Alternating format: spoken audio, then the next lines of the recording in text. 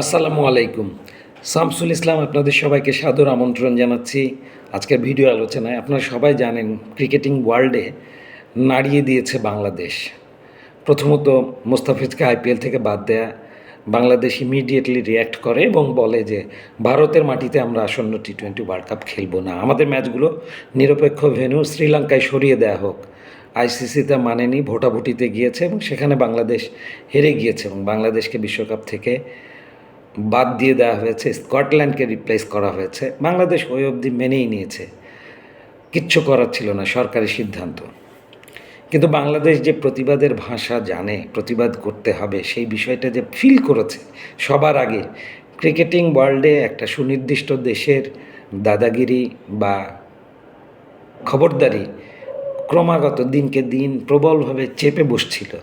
Yes, আমরা মানছি cricket বাণিজ্যে তাদের অবদান অনস্বীকার্য, রেভিনিউ শেয়ারিংয়েও তাদের প্রাপ্তি ঢের বেশি অন্যদের চেয়ে, সবই বাস্তবতা। এগুলো মেনে নিয়েই ক্রিকেট বিশ্বে তাদের দাদাগিরি মেনে নিচ্ছে সবাই। এবং সেটা মেনে নেওয়ার মানে এই নয় যে দিনকে দিন আপনি বেপরোয়া হয়ে উঠবেন, যা খুশি তাই চাপিয়ে দেবেন। আইসিসির ব্যানারে আইসিসিকে একটা গ্লোবাল অর্গানাইজেশন হিসেবে ফাংশনিং করতে, সুষ্ঠুভাবে চালিয়ে নিতে না পারা কিন্তু আইসিসির বর্তমান দায়িত্বে যারা আছেন তাদের উপরেই এই ব্যর্থতার দায় পড়ে। পরবর্তীতে যেহেতু বাংলাদেশকে পাকিস্তান শুরুর থেকেই সমর্থন করছিল ন্যায্য দাবির বলে, এবং পাকিস্তানের যখন বিশ্বকাপ খেলার ইস্যুটা এলো তখন তারা বাংলাদেশের প্রতি সহমর্মিতা দেখিয়ে বাংলাদেশের প্রতি ইনজাস্টিস হয়েছে সেইটা ভেবে পাকিস্তান ভারত ম্যাচ বয়কট করে 15ই ফেব্রুয়ারির কলম্বোর আর প্রেমাদাসার মাঠের ম্যাচটা। এতে পুরো ক্রিকেট বিশ্ব কেঁপে ওঠে, ক্রিকেট বিশ্বের অর্থনৈতিক ইকোসিস্টেমে একটা ধস নামার শঙ্কা তৈরি হয়, সবাই নড়ে চড়ে বসে। Sri Lanka cricket board, UAE cricket board, প্রেসিডেন্টরা সবাই পিসিবির সাথে আলোচনা করে, রিকোয়েস্ট করে যে এই ম্যাচটা আপনারা বাতিল করেন না। বাতিল করলে ক্রিকেট ইকোসিস্টেমের একটা সুদূর প্রসারী প্রভাব পড়বে। কেননা আইসিসির ইনকাম হচ্ছে আইসিসি ইভেন্টের টিভি রাইটস বিক্রি করার মাধ্যমে, ডিজিটাল রাইটস বিক্রি করার মাধ্যমে। এক ইন্ডিয়া পাকিস্তান ম্যাচ না হলে যে হিউজ পরিমাণ আর্থিক ক্ষতি আইসিসির হবে, সেটার প্রভাব প্রত্যেকটি ক্রিকেট খেলুড়ে দেশের উপরেই পড়বে। কেননা আইসিসির লভ্যাংশ বিতরণ থেকেই সংশ্লিষ্ট ক্রিকেট দেশগুলোর আয়, উন্নতি এবং ক্রিকেট ডেভেলপমেন্টের কাজ হয়। বাংলাদেশও এর ব্যতিক্রম নয়। আইসিসির ফান্ড থেকেই যে টাকা পায় সেটা দিয়েই ক্রিকেটের ডেভেলপমেন্ট হয় বাংলাদেশে। সো বাংলাদেশকেও শেষমেশ আইসিসি কনভিন্স করে যে তোমাদের সাথে যা হয়েছে ভেরি আনফরচুনেট, পাকিস্তানকে তোমরা কনভিন্স করো সো দ্যাট তারা ইন্ডিয়া ম্যাচটা বয়কট না করে, তারা যেন খেলে। সো খুব শেষ মুহূর্তে আপনারা জানেন যে গতকাল সোমবার পিসিবি, বিসিবি এবং আইসিসি ত্রিপক্ষীয় একটা গুরুত্বপূর্ণ ফ্রুটফুল মিটিং হয়েছে।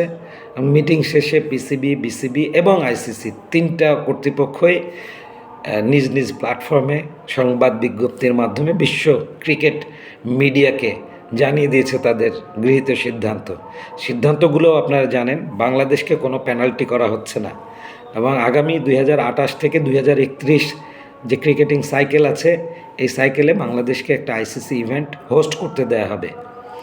সো এই হচ্ছে বাংলাদেশের অর্জন। এবং দেখেন পাকিস্তান গো ধরাতে যেটা হয়েছে যে এই যে ভারতের আধিপত্যবাদে একটা চির ধরানো গেছে, একটা সুন্দর সমাধানের দিকে গেছে এবং আইসিসি মেনে নিয়েছে যে সাবকন্টিনেন্টে ক্রিকেট ডমিনেট করে ইন্ডিয়া, পাকিস্তান, বাংলাদেশ, শ্রীলঙ্কা এবং আফগানিস্তান। লিটারেলি এই সাবকন্টিনেন্টই পুরো ক্রিকেট বিশ্বকেও ডমিনেট করছে in terms of business, revenue, fan engagement, everything.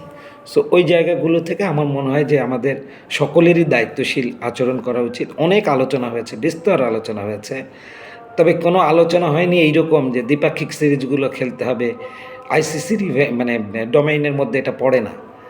R try nation সিরিজের কথা শোনা যাচ্ছে বিভিন্ন মিডিয়ায়, এগুলো ভুয়া খবর।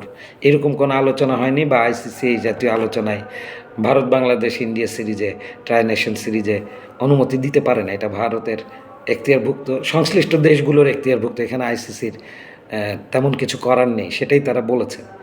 সো বাংলাদেশ যে প্রতিবাদের ভাষাটা শুরুতে শুরু করেছিল, সেইটার দেখানো পথে পাকিস্তান মোক্ষম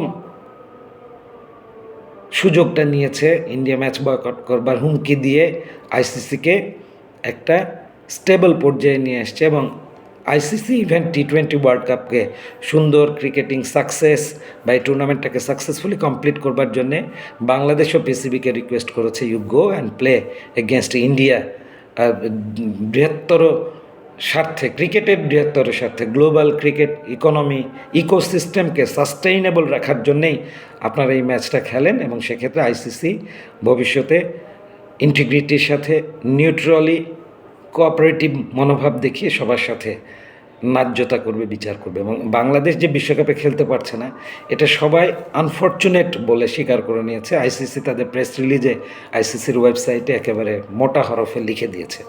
so these are the stories. Aminul Islam বুলবুলকে হ্যাটস অফ। বুলবুল ভাই, আপনার ক্রিকেটীয় কূটনীতি, আপনার ক্রিকেটীয় স্কিল, ম্যানেজিং ক্যাপাবিলিটি এবং ক্ষুরোধার মস্তিষ্কে ক্রিকেট ডিপ্লোমেসিতে আপনি যেভাবে কন্ট্রিবিউট করলেন বাংলাদেশের ক্রিকেটকে আস্থার জায়গায় রেখে, হ্যাঁ আমরা একটা বিশ্বকাপ খেলতে পারছি না, কিন্তু এর কোনো প্রভাব বাংলাদেশের ক্রিকেটে ভবিষ্যতে পড়বে না, এইটা নিশ্চিত করা গেছে।